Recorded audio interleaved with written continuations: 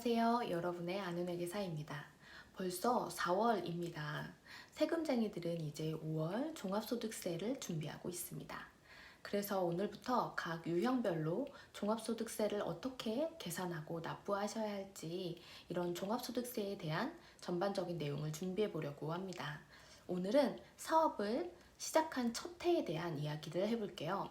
뭐든 처음이 어렵죠. 계속 사업자이셨다면 올해도 어김없이 종합소득세 신고기한이 돌아왔구나 하고 어느 정도 작년에 준비했던 루틴이 있으실 텐데 신규 사업자라면 뭐든 막막하실 것 같습니다.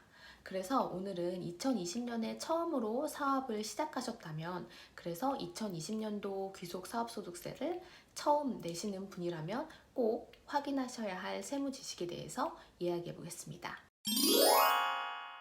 첫 번째로 나는 프리랜서 사업자로 사업자 등록은 안 했는데 그래도 사업소득세를 내야 하는지. 프리랜서 사업자는 보통 사업자 등록은 하지 않고 사업소득을 수령하시는 분들을 이야기하는데요. 사업자 등록의 장단점은 제가 텍스튠의 내용으로도 영상에서 한번 소개해 본 적이 있었죠. 해당 영상은 링크로 걸어두도록 하겠습니다.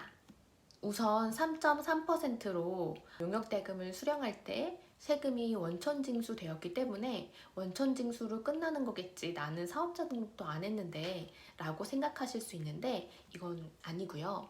보통 근로소득자이셨다가 프리랜서가 되신 분들이 많으실 텐데 근로소득자일 때도 월급을 수령하실 때 먼저 원천징수를 회사에서 한 뒤에 2월 달에 연말정산이라고 하는 것을 통해서 다시 1년의 수입에 대해서 전체로 계산을 한 다음에 각종 소득공제나 세액공제 등을 적용해서 미리 떼간 세금을 차감하고 그리고 13월의 월급이라는 연말정산으로 세금을 돌려받기도 하고 더 내기도 했었죠.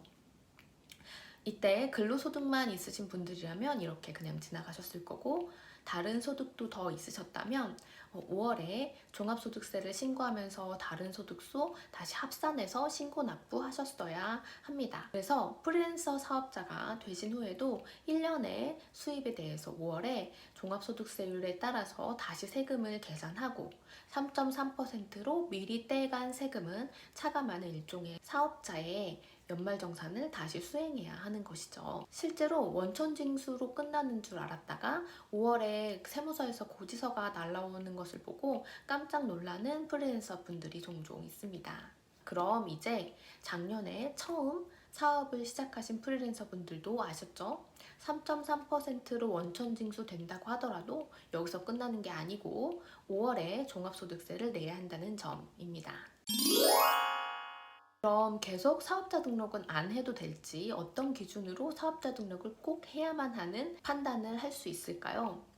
사업자 등록을 안 했을 때 가장 큰 장점이자 간편한 점은 바로 부가가치세의 납부 의무가 없다는 점입니다. 그에 따라서 당연히 프리랜서 사업자가 부담한 지출에 포함되어 있는 부가가치세를 환급받을 수도 없죠. 그럼 비용 처리나 거래관계 등의 이런 장단이 있다는 건 알겠는데 언제까지 사업자 등록을 안 하고 사업을 할 수 있을지에 대해서 궁금해하실 것 같습니다. 판단하는 가장 쉬운 방법은 내가 어떤 용역을 제공하는지, 어떤 물건을 파는 사람인지를 생각하시면 될 것 같아요.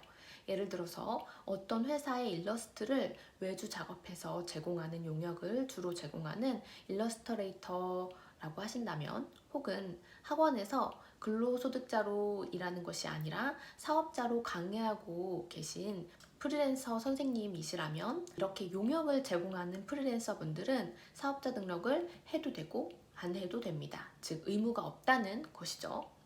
하지만 물건을 계속해서 반복적으로 판매해서 예를 들어서 동대문에서 옷을 사입해서 판매한다든지 혹은 일러스트레이터이시더라도 본인이 제작한 캐릭터를 이용해서 굿즈를 판매한다든지의 활동을 계속적으로 그리고 반복적으로 하신다면 사업자 등록은 꼭 하셔야 합니다. 만일 계속 반복적으로 물건을 판매해서 수익을 얻고 있는데도 불구하고 사업자 등록을 하지 않는 경우는 미등록 가산세를 부담하게 됩니다.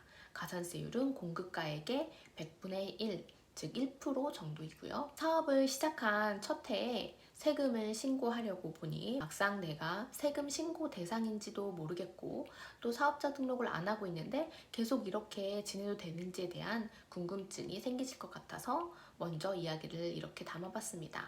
이어서 다음 영상에서 첫 해의 세금 신고에 대해서 다뤄보겠습니다. 지금까지 여러분의 아는 회계사였습니다.